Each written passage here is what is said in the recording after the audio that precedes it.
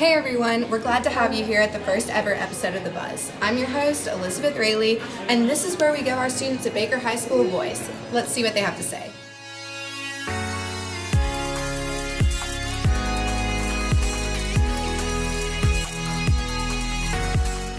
Hey everyone, and welcome back to our first ever edition of The Buzz. I'm your host, Elizabeth Rayleigh, and today we have a panel of seniors from Baker High School. We have Jane, Emmanuel, Lily, and Mackenzie. And today we're going to be discussing how our schools force us to conform rather than express our individuality.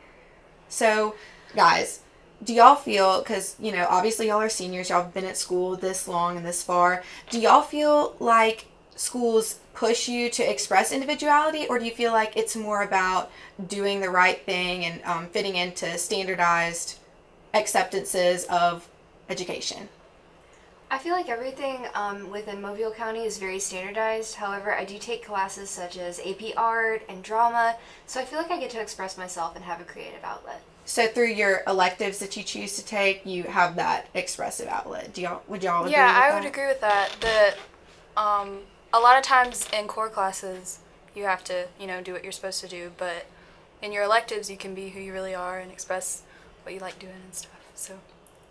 I agree with that also but it's kind of, we only get to express ourselves and really become yourself without all the conformity when you aren't in your core classes. So you're kind of put on this choice of either you choose to be in these classes that are different and let you express yourself, or you're just stuck in these rigorous set stone molds to fit in. Right, so with that, y'all are saying that the core classes are what force the conformity, like you sit in a desk and you take the notes and you take the tests, because if you think about it, schools were the same. You sat in a desk and you took notes and you took tests, and so not much has changed in that regard. So would you say the schools are doing enough to push all students, not just go-getters like all of you, to participate in those extracurriculars that do push that individualized approach? I would say they could do a better job, to be completely honest. Like, what's your reasoning behind that? I feel like everyone has a different personality, everyone has a different way of learning, different viewpoints, and I feel that we should have more Socratic seminars, more individual-based learning to, kind of express ourselves more and learn more about each other. Right. Yeah, I feel like there's no one really pushing you to take things that would make you express yourself more. Like, there are people that are quiet that don't really want to be out there, and so there's no one to push them to do things, extra things. I agree, but we have a certain amount of core classes. We have core classes we have to take, but we actually have elected that that require for us to take you have to take a drama. Yeah, you have to take art. some electives like PE and whatnot. So you have some leverage to what you can or what can't take. Right. So there is a little bit of a push because you do have to take one elective. So would you say, with the combined electives and the core classes, that you get enough individuality? Like, if you come from band or something where you've done choreography and you've gotten to talk to all your friends, does it make it easier to learn in the traditional classroom setting? I think a little bit, yeah. It kind of makes it more of, you get pushed already in that band setting to kind of talk to other people, and the art setting to kind of make new friends, drama, make new friends. But then it kind of makes you in your new classes, your regular core classes, I'm going to reach out to this person, I'm going to talk to these people, because it makes you feel like, it's like my other classes. It all feels the same. It's kind of like the same feel. I would definitely agree with that. I personally was really shy for a really long time, but since I've been a lot of time in band, talking to people all the time, I've come out a lot, and I'm able to talk to people a lot more. So, yes. Emmanuel, what do you think? I agree. I'm shy as well, but through my experiences in high school, through my class, we did us talk and do stuff like that. And so yeah. So do you think that with limited resources in public high schools like Baker, do you think those electives have enough freedom? Do they provide enough of that outlet to where it can be enough? Would sports be considered an elective? Yeah, that's creative. Baker doesn't have a track. I'm very salty about it.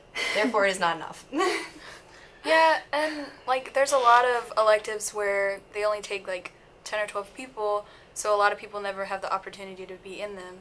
So Right. So there are significant limitations within that small area that students have creativity. Would y'all see that as a problem, or do you think there's enough of it to support? I feel like there's enough because like you have to also consider you have to take math and English and science Right. and stuff like that. So you have to have a certain amount of core classes, and but you also have to have elective presence. So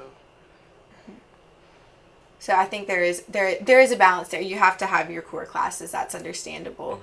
So and there are other sports blocks and everything, but I'm asking again once you're in the creative classes, do you think that, say, drama, art, do you think they have enough resources behind them, enough materials and time and places to practice to support how many kids at Baker would love to participate in that kind of thing? I think in some places they do, like on some art programs they go up to 8, but also those programs did not enough resources for every student to have. Let's say like all this, they have to like turn in fees basically. Your fees they're a good thing, but also it becomes a point of some people can't pay their fees. Is it the whole class suffers, the whole program suffers, and it just causes a basic lack for all students because of the lack of resources put there in those areas. I don't feel like electives have enough funding in Mobile. I mean, Baker is a very large school with a lot of kids that want to do a lot of things, and I know for sure in art there aren't enough pencils always to go around. There are different things and different electives that we lack and that we should make up for. And I'm rambling. Please, someone stop me. All right, well, we'll be back after the commercial break, and then that was some good discussion on this. And when we come back, we can discuss the possibility of students actually evaluating their teachers' performance in schools. So that'll be sure to be exciting. Hey everyone, welcome back to The Buzz. We just came back from talking about our schools and conformity and individuality and the difference there, but now let's change topics and let's talk about something different. Let's talk about our teachers. And there are certainly some good teachers, and there are great teachers, and there are not so great teachers, and we have all of them. We've all experienced somewhere in that range, right? And so I'm asking y'all, do y'all think that we should be able to, as students, give an opinion maybe at the end and evaluate our teachers? I know, colleges will ask for students' opinions and how they feel effective the teacher was, and not necessarily because students may not take it as seriously, and, they may try and attack the teacher if they just don't personally like them, but maybe asking questions like, how comfortable would you be asking your teacher for help? And questions along that line to see how well teachers are making connections individually with students and how well they're receiving information. Do y'all think that would be beneficial, or do you think that it would just go over everyone's head and no one would take it seriously and it wouldn't be effective? I think it'd be a great idea. I know in college you can rate your professor and you can go online and look them up before you even get there and see if really they fit for you and are a good, I don't know, it's awful to say, but are a good teacher and a good class to take. Because you don't want to take a class with someone who won't help you if you have a certain disability. So I think it'd be a good idea. And I know Mobile County has really great teachers, so I think it'd be an awesome idea. Right. I think it would be a good idea just because, for the teacher's benefit, not necessarily for Mobile County to decide, oh, well, we're going to put you on a probation, you can't teach for a while, just so the teacher knows, okay, this student really didn't like how I did this, I can try to do this differently and help other students. Right, so maybe not as your job depends on your students' reports, but maybe just some feedback for the teacher to know how well they're doing and areas they can improve on. So, And I kind of think it would really be beneficial because we have I've had teachers before that they could be better, and they weren't bad at their job, they could be better, they could improve, but because of being put in the class and not really having a say of, oh, I don't know if the teacher style fits me, I can't really improve or I can't do better. And if the teachers aren't really improving over time, you're kind of stagnating and staying the same in that rut of you're not really improving, you're not getting any worse, it doesn't help the students out. And basically it becomes a cycle of this student isn't being able to pass this class, the grades in the class are low, and nothing's really happening because no one can really move on from this part. right. And the thing is, I don't feel that we should be able to pick what teacher we want. Like sometimes in college you can sign up for classes. Part of the experience is getting teachers that you don't necessarily agree with, and sometimes that's a good thing.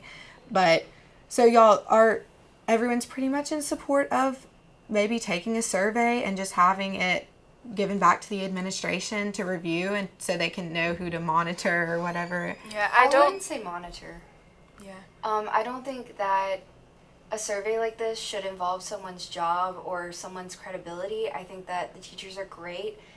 I just think people learn in different ways, and they should find someone who can teach them the best way that they know possible.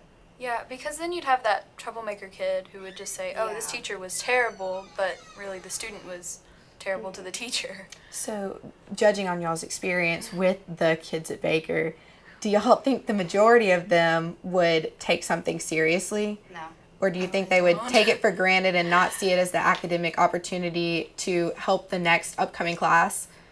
Do you think they'd just kind of blow it off? I think they kind of be like, it's just a joke. They wouldn't like really pay attention to it. They would either mark it incorrectly and just give them either a failing grade on their work. Either they would do it right and it would be a good help to the next students, or it'd be just a joke. They wouldn't do it at all. They would just mark it off like, I don't care about it. I'm not gonna do it. And then it wouldn't be as helpful as it could be.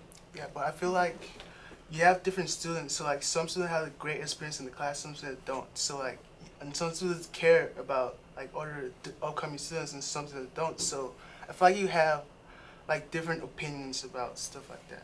Right. Do you think maybe there should be a way to determine what students' opinions should be heard rather than others? Like there should be a determining factor, like these students did well, and so we should take their scores because they'll give a good response. I don't think that should happen, because then you'd have a biased opinion, and really you want a well-rounded one. Otherwise, all your data is just completely biased and wrong. Mm-hmm. I'd probably say how they do in a survey of get like the top score, the bottom score, and the mid score, and do like and rank them and see like is it the same teachers every time, it's the same problems they're having in the same classes, or is it just like a fluke every once in a while, rather than it just being like we're gonna take a bias from the top students in the class and the rest of the students basically won't get any help, won't get anything put towards them, or basically anything will happen for them. Right, because maybe the best students in the class can get along with any teacher, and therefore, do you think that the way that the scores are taken in should be taken into account, like say these students struggled and they said that they couldn't talk to the teacher? Is it a possibility that they're not going to the teacher to get the help and that's why they're not succeeding? Do you think that should be a factor? And so then maybe it could be paired with teachers' reports on individual students and the way that they perceive the students' effort in the classroom to determine how well the teachers are doing. I think in an ideal world it would work, but people are very different and we work in different ways, and there's just too many people with different, like teachers and students with different personalities, different, how they react to things. It just honestly wouldn't work well. So do you just think it's all too much, like all the surveys and going back and forth, it really wouldn't do much, and maybe that it shouldn't be explored? I feel like it would do a lot, but maybe not in the way we expect. If we gather all this data on students and teachers and almost evaluate their performance, I feel like it could lead to one thing that it should not be. Yeah, that's understandable. Thank you so much for y'all's discussion on this topic. We're about to head to our second commercial break, and when we come back, we will be discussing the healthy food and lunch in schools now that has been enacted.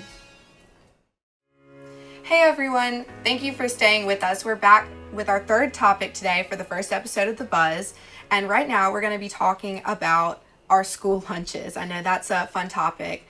Well, back in 2010, the Healthy Hunger-Free Kids Act was passed, which means that at every school that receives federal funding, their lunches have to meet government standards for healthy meals. And so y'all were all in school before this act was passed and continued in public schools through the passing of the act. And I just want to know what y'all have noticed. Do y'all think that kids are eating better now? Do y'all think that kids are growing healthier? Or do you think that it might just be a lost cause? So I'm a human garbage can. I eat anything and everything, and I eat a lot of it, which is really, really sad. I'm going to get very fat one day. But I feel as though school lunch is extremely processed and full of chemicals, and honestly, it's not great. I mean, I know students who, although it's free, they would rather go home hungry than eat the school lunch, and I feel like that's a problem, and it's disadvantaging students. Especially at Baker High School, who, we receive free lunch for every student here. So do y'all think that the school is wasting resources on lunches that kids aren't eating? Most definitely, because some students feel like, oh, well, I'm going to get lunch just so I can get this one thing from the lunch and then throw the rest of it away. Like, let's go I get see the lunch that. for the Rice Krispie treat. And Oh, then yeah. throw it away. Every day. I see that every day. Can you go through the line and just get one part of the lunch? No. Yeah, They it's make a you lot. get, they'll make So you you get waste a fruit. vegetable or a fruit. And like, I'm allergic to apples, but one day they had like apple something and they made me get it.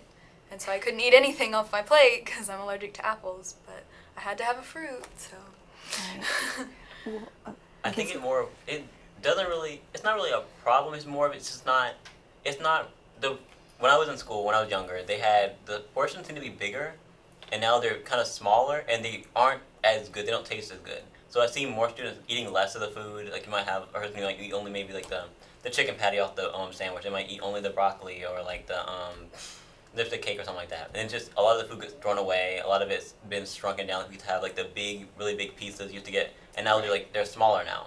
And it's like, in exchange for calories, you've shrunken the portion sizes. So nothing really changed, rather than you made it's harder to get Nutrition? Yeah, it's hard to get nutrition because you've shrunk all the portions down.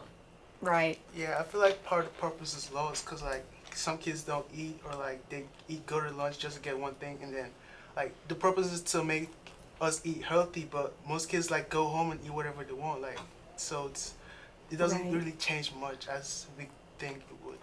So I feel like this is a great program, but it could be implemented better. I feel Right. like everything is way too processed. If they, I don't know, did something to do with maybe local farmers or local produce, or there are so many different opportunities and different ways to improve school lunch. I mean, and keep it cheap and free. Because in the way that they have to monitor those calories, like Mackenzie was saying, so closely and meticulously, schools have to use big producers of this food that passes those standards. So are you saying that maybe there's a better way to do it locally, Oh yeah. that could, without those government standards, it would be easier to provide nutritious meals that maybe go a little bit over the calorie line, but are still not fried chicken and french fries? Well, I mean, there's good calories and there's bad calories. And also, I mean, we still should keep up with some government regulation, because you don't want everyone getting food poisoning. You don't want everyone This eating is fried true. chicken every day. But at the same time, I feel like there are so many better ways to do this and to make school lunch healthier while keeping it free. I don't know. And I also heard somewhere that how do I say this? The food that is the least processed in our school lunch is the hot dog. And that's disgusting. That's concerning. I want to Yeah. fact check that now and I see, know. Mm-hmm. And in the chili Crispitos, it's actually chicken. There's no way. I know. The burrito bags, that's what scares me. Really? But they smell so moving bad. on, we have vending machines in our schools still. And I know that they have replaced all the drinks in the vending machines with diet sodas, and the food is all healthier, whole grain. Or what do y'all have to say about that? Do you think that that's helping students eat healthier, or do you think that they're just getting unhealthy food from outside resources? I think that it's most of the food that is in there, like diet sodas, aren't really as good for you either. So it's kind of, they took away one bad and brought another bad. They're almost the same thing to me. One step forward, two Yeah. steps backwards. Basically. And then also most of the vending machine food is kind of like snacks, chips, candy, but it's almost the same stuff they serve in the lunchroom. So they're basically selling food that they already are giving away for free downstairs. But they give away a bag of chips with the Rice Krispie treats, but upstairs they're selling Rice Krispie treats and chips for this basically $1 each. Right. So, in a lot of, actually, in basically every diet soda, there's a lot of ingredients that are found in rat poison, such as aspartame, and they're actually really, really harmful to your body. So you should not be putting these in your body. Right. Do y'all think that diet sodas over time could even be more harmful to kids than a Coke here and there? And yes, Oh, of yes. course. And I mean, kids are kids. Aren't they gonna eat what they want regardless? Are they gonna, I feel that they're gonna find ways to get it. Do y'all think that the school regulating what we receive from the school, is that helping? Or are kids skipping Hornet Block to go get pizza from Well, instead Little of Caesars? having all these snacks, they could have fruit juices, they could have healthy options. And I mean, Cheez-Its aren't bad. I mean, they're pretty bad, but they're not that bad. They're, you can mediate it. It doesn't have to be Right. Rice Krispies and a Diet Coke. And that's all you eat in a day because you don't want to eat school lunch. That's just nasty. Well, thank y'all so much for your honesty today. Thank you for participating in this. I think this was a great first episode of The Buzz, and we'll see you next time.